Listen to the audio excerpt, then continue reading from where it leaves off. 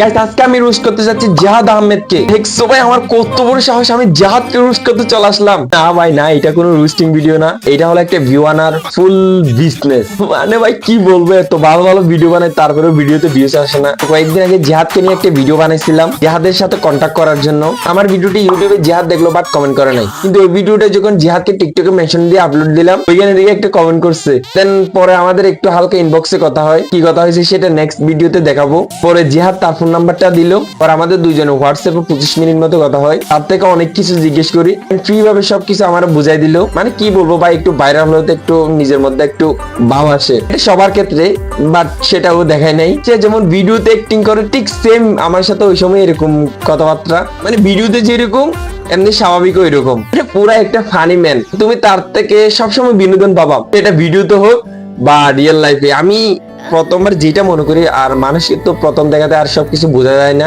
আর আমি যতটুকু মনে করি জেহাদ একদম ফ্রি। যদি ফ্রি না হইতো তাইলে সে আমার কোনোদিনও ফোন নাম্বারটা দিত না, কারণ কেউ চাইবে না তার ফোন নাম্বারটা পাবলিক হোক, কারণ প্রত্যেক মানুষের একটা পার্সোনালিটি থাকে। তো আমি একবার চাওয়াতে সে আমার ফোন নাম্বারটা দিল এন্ড আমার সাথে কথা বললো। আর গাইস একটা গুড নিউজ হচ্ছে জেহাদ আমাকে টিকটকে ফলো ব্যাক দিছিল। কয়েকদিন আগে কোটা সংস্কার নিয়ে একটা ভিডিও বানাইছিলাম আমি, আসলে সেখান থেকে জেহাদ আমাকে ভুল বুঝে পর আবার আনফলো করে দিচ্ছে, কারণ জেহাদ মনে করছে আমি কোটা সংস্কারের বিরুদ্ধে ছিলাম। এটা ফুল রং, আমি কোটা সংস্কারের পক্ষে ছিলাম। জিহাদকে নিয়ে করা ভিডিও তো অনেকে আমাকে অনেক ধরনের বাজে কমেন্ট করছো, ওই কমেন্ট গুলা নিয়ে কিন্তু জিহাদকে নিয়ে আরেকটা নেক্সট ভিডিও দিব। এই ভিডিওতে না হয় রুস্টের নামে প্রশংসাই করে গেলাম জিহাদের, বাট ওই ভিডিওতে জিহাদকে একেবারে চিং চাং চং করে দিব। চলো দেখা হচ্ছে পরের ভিডিওতে, সে পর্যন্ত সুস্থ থাকবে, ভালো থাকবে।